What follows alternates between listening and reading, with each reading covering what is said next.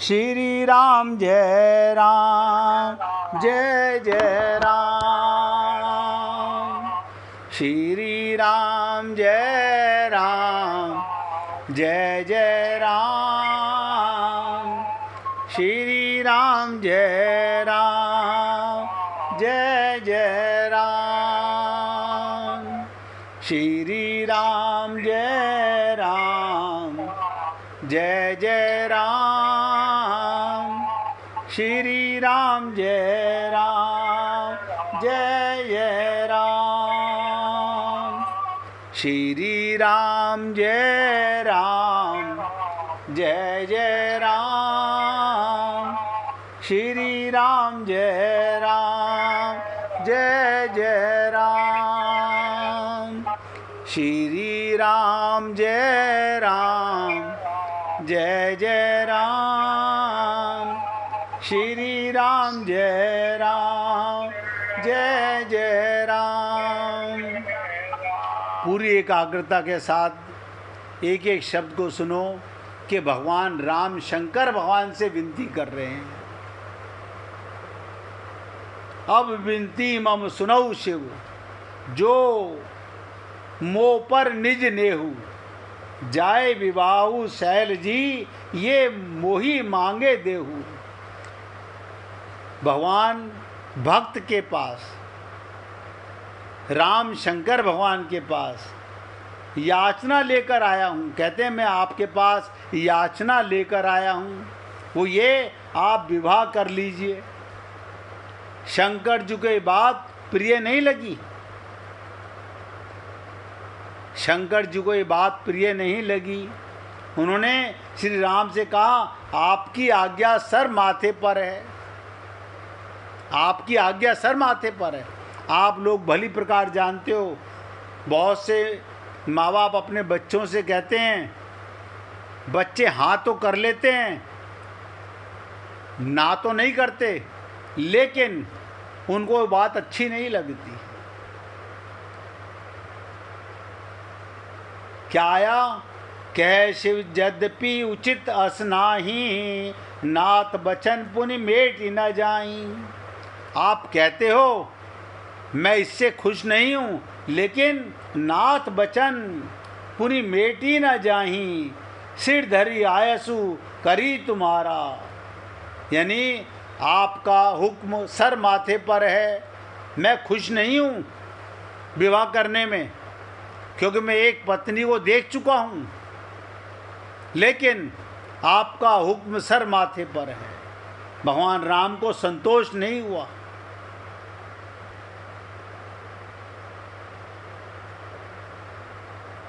भगवान राम को क्यों? जानत हैं प्रभु सबके मन की। तो क्या शंकर भगवान के मन को नहीं जानते? भगवान राम जानते थे। उन्हें अच्छा नहीं लगा। वो बोले नहीं नहीं, मेरी आज्ञा को सर पर ना रखिए, मेरी आज्ञा को अपने सर पर मत रखिए। ऐसा क्यों? आपके सर पर तो गंगा जी की धारा बह रही है। मुझे डर है कहीं उस धारा में मेरी आज्ञा ना बह जाए, मेरी आज्ञा को आप भूल ना जाएं।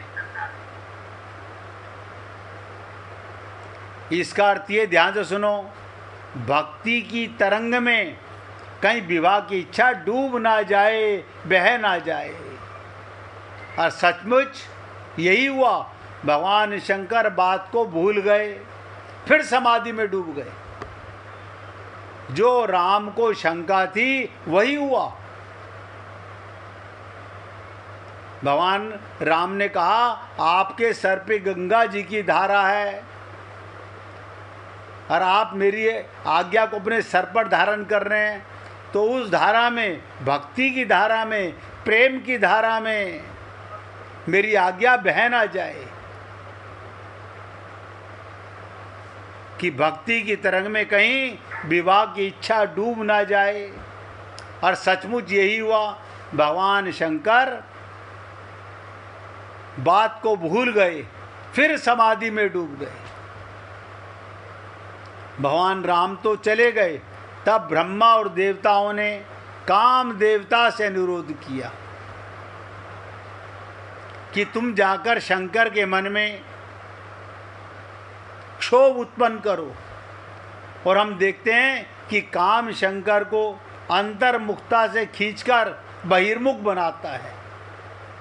अब ध्यान से सुनिएगा, बड़ा विचित्र संकेत है।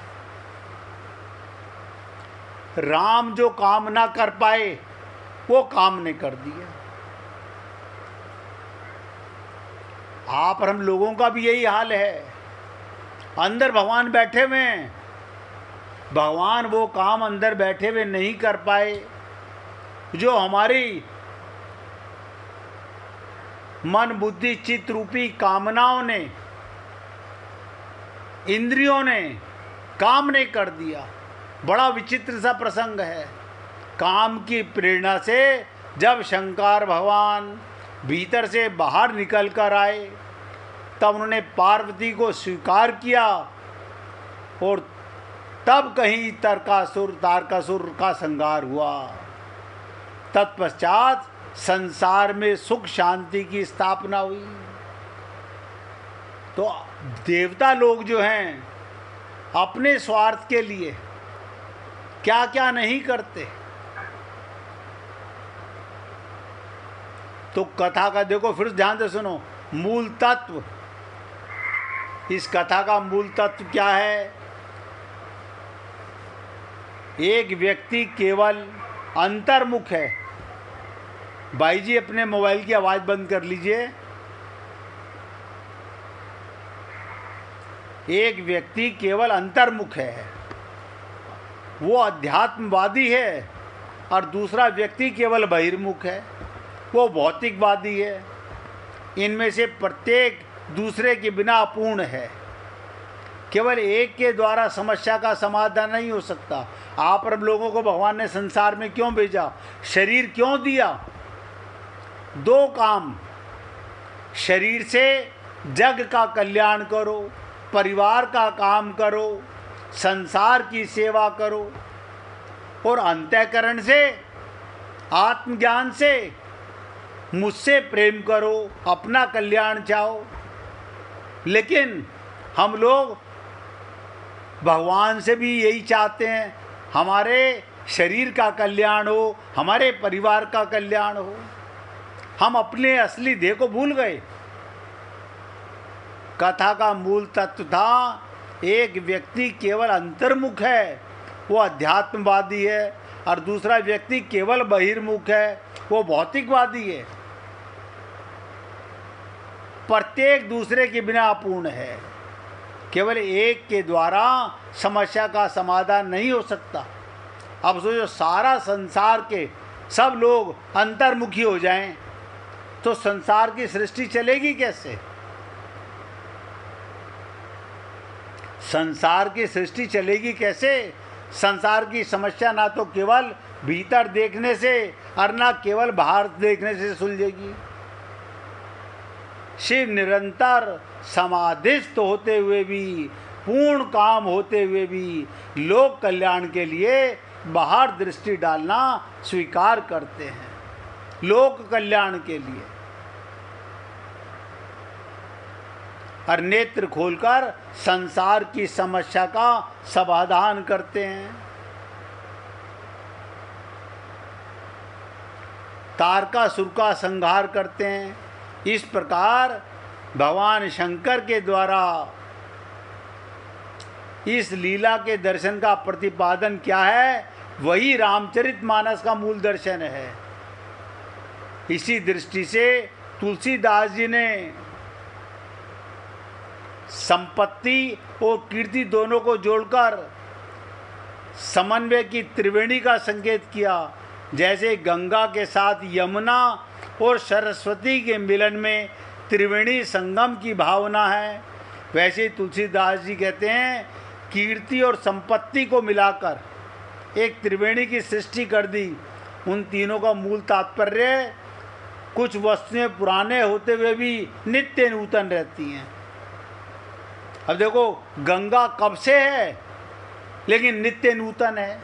सूर्य कितना पुराना है, नित्य नूतन है। चंद्रमा कितना पुराना है लेकिन नित्य नूतन है।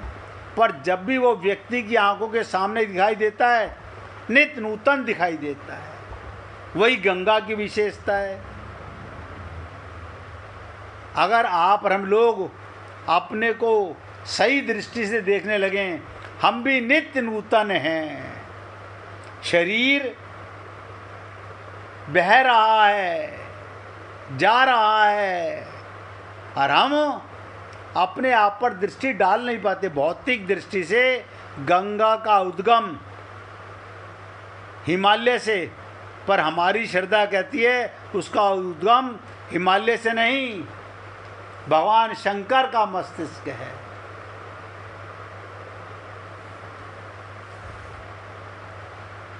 भगवान शंकर का मस्तिष्क है। उसमें भी जब हम आगे अगर बढ़ें, ध्यान दो, किसी से पूछो कि गंगा कहाँ से, आप कहेंगे हिमालय गोमुखी से आती है। गोमुख पे कहाँ से आती है? भगवान शंकर के मस्तक से आती है। गंगा का उद्गम ब्रह्मा का कमंडलू है। आप कहेंगे हैं शंकर भगवान के मस्तक पर कहाँ से आई? ब्रह्मा जी के कमंडल से। और जब उससे भी आगे चलोगे तो गंगा कहाँ से आई? भगवान विष्णु के चरणों से। वो गंगा विष्णु के चरणों से निकलती है, ब्रह्मा के कमंडल में आती है और भगवान शंकर के मस्तक पर उतरती है। इस प्रकार वो तीनों से जुड़ी हुई है, इसीलिए इसे त्रिवेणी बोलते हैं। आप और हम लोग क्या सोचते हैं? हमारी सोच क्या है कि त्रिवेणी माने क्या? अब क्या है त्रिवेणी, हम कैसे समझेंगे? इसलिए एक एक चीज को बड़े तार्किक भाव से समझना पड़ता है। ये त्रिवेणी क्या, आप ध्यान से सुनो, कि भगवान विष्णु के चरण, ब्रह्मा का कमंडल और भगवान शंकर का मस्तक। अब बताइए, ब्रह्मा विष्णु महेश तीनों के स्पर्श से गंगा इतनी पवित्र है।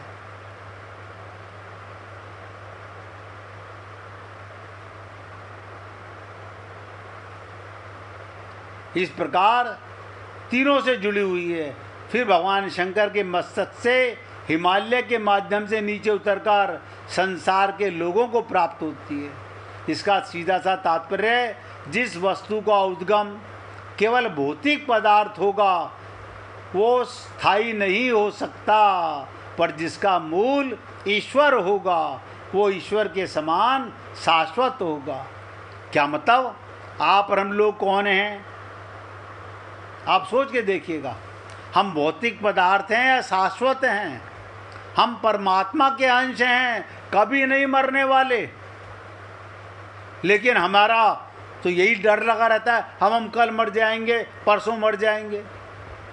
भक्त लोग कहते हैं राम मरे तो मैं मरूं, वरना मरे बलाए।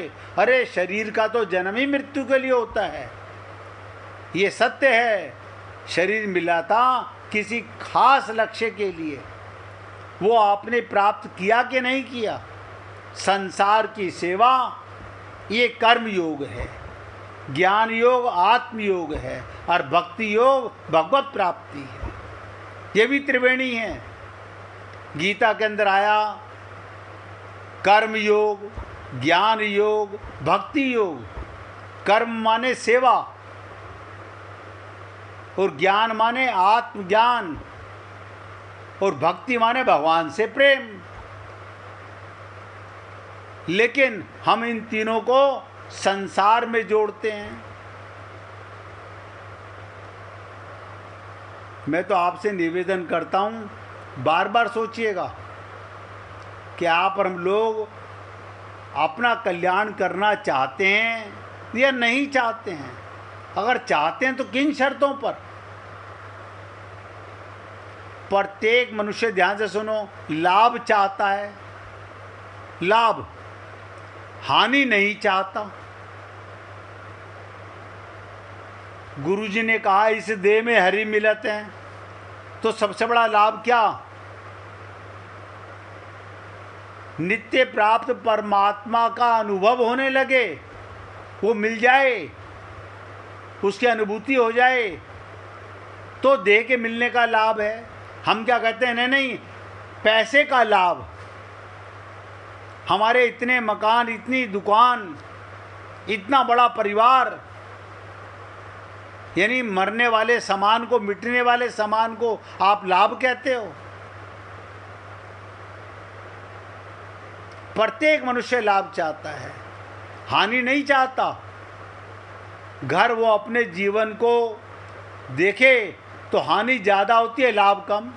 आप और हम लोग सोचें, हमने इतना जीवन गुजार दिया, क्या लाभ कमाया? बाहर का लाभ दिखता है पर भीतर की हानि हो रही है। देव दुर्लभ, जो देवताओं को शरीर नहीं मिलता वो आप और हम लोगों को मिला। बाहर की चीज़ चलेगी नहीं, अब भीतर की चीज़ साथ चलेगी। धन कमाने में झूठ, कपट, ठगी आदि करने जितनी हानि होती है उतने रुपए नहीं आते। जितने रुपए आते हैं वो सब आपके काम नहीं आते।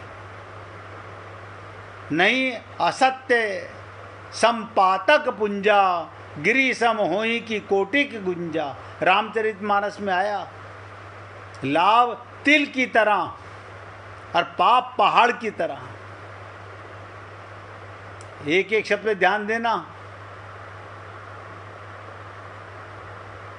लाभ तिल की तरह और पाप पहाड़ की तरह। इस देह में हरि मिलत है तो हरि मिले। हाँ, रोज जाते हैं ना मंदिर, ये हरि से मिलना होता है।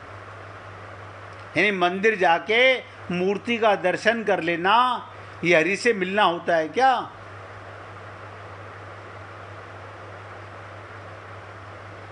इसीलिए कहा जाता है भजन करो, ध्यान करो, सत्संग तल्लीन होकर नहीं करते, डूबकर नहीं करते। हाँ, व्यापार डूबकर करते हैं, ममता मोह आसक्ति डूबकर करते हैं, तल्लीन होकर करते हैं, तो वही लाभ मिलता है, संसार मिलता है। ये आप और हम लोग भली प्रकार सोचें इन बातों को।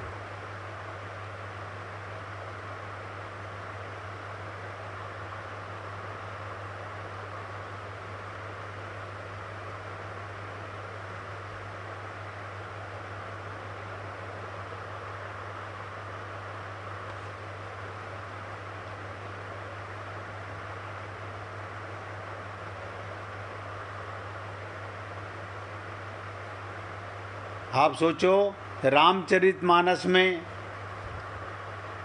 अयोध्या कांड में चौपाई आती है, तात बात फुरी राम कृपाही, राम विमुख सिद्धि सपने नहीं। भगवान से विमुख होकर कल्याण नहीं हो सकता। सकुचों तात कहत एक बाता, अर्थ तजई बुध शरबत जाता। हे तात, बात सत्य है, पर राम जी की कृपा से ही राम विमुख, हम माया के सन्मुख हो रहे हैं। राम विमुख का मतलब क्या? जो काया और माया में लिप्त है, काया में और माया में लिप्त है।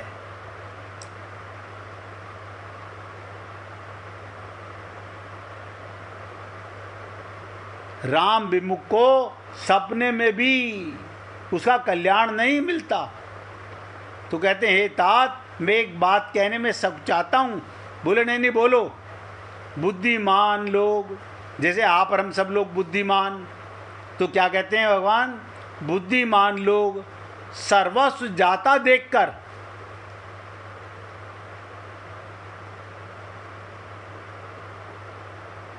बुद्धिमान लोग सर्वस्व जाता देखकर के सब धन लूट रहा है आधे की रक्षा के लिए, आधा छोड़ दिया करते हैं।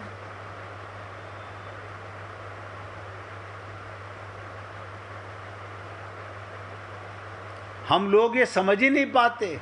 रामचरितमानस को समझने के लिए बहुत तार्किक संकेत है। इतना अगर आसानी से समझ में आ जाए तो हर व्यक्ति उसको समझ ले।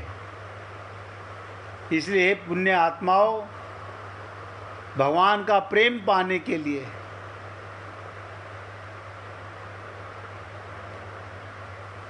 कहते हैं ना, जिसको अंतर्मुखी जो ये जान लेता है, कर्म सेवा है और प्रेम भक्ति है। कर्म माने सेवा और प्रेम माने भक्ति।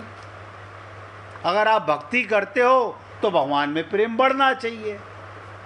कर्म करते हो तो संसार की सेवा होनी चाहिए। संसार में आपका परिवार भी आता है, आपका समाज भी आता है।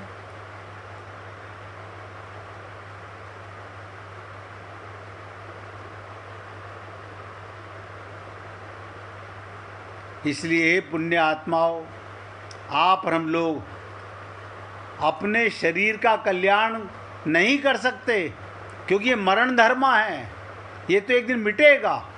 तो कल्याण किसका होना है? आत्म कल्याण को कल्याण बोलते हैं।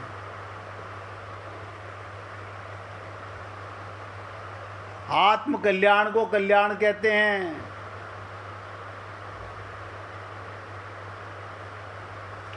कभी मत सोचिएगा, अगर कोई व्यक्ति ये सोचे अभी तो मैं पाप कर लूँ, वह विचार अत्याचार कर लूँ, फिर जब मरने लगूँगा तब भगवान का नाम ले लूँगा, भगवान को याद कर लूँगा, तो उसका ये सोचना सर्वदा गलत है। कारण मनुष्य जीवन भर जैसा कर्म करता है, मन में जैसा चिंतन करता है, अंत काल में सामने वही आता है। अतः दुराचारी मनुष्य को अंत काल में अपने दुराचारों का चिंतन होगा, अपने पाप कर्मों का फलस्वरूप नीच योनियों में जाने का मिलेगा।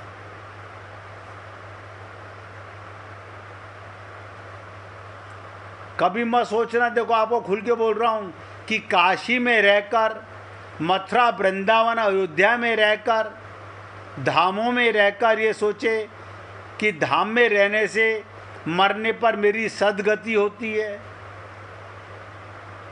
दुर्गति तो हो नहीं सकती। ऐसा सोचकर झूठ कपट, चोरी डकैती आदि कर्मों में लग जाता है, तो मरने पर उसकी भयंकर दुर्गति होती है। हम मरने वाले को गीता भागवत रामायण सुनाते हैं, सारा जीवन तो उसने पाप किया, हाय धन में लगा रहा, तो लास्ट में उसे सुनने में मन नहीं लगता, मन माया में लिप्त हो चुका होता है। इसलिए पुण्य आत्माओं, आपसे निवेदन करूंगा, अगर भगवत प्राप्ति करना चाहते हो, बहुत ध्यान से एक एक शब्द को अपने हृदयंगम में लाओ, अपने को आत्मा जानने का, मानने का अभ्यास करो। शरीर में आए हो जग कल्याण के लिए, जग सेवा के लिए।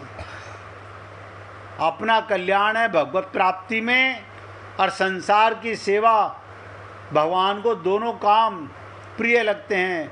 इसी देह में और कोई देह नहीं, इस देह के अलावा, जिसमें आपको कर्म योनि भी मिली है और भक्ति योनि भी मिली है। बाकी सब भोग योनियां हैं। 84 लाख योनियों में केवल एक योनि है जो कर्म प्लस भोग योनि है। बाकी की चर्चा कल करेंगे। मैं आज अपने शब्दों को यहाँ विराम देता हूँ। कोई भजन सुनाना चाहता है तो सुना सकता है, अन्यथा भगवान से प्रार्थना करते हैं।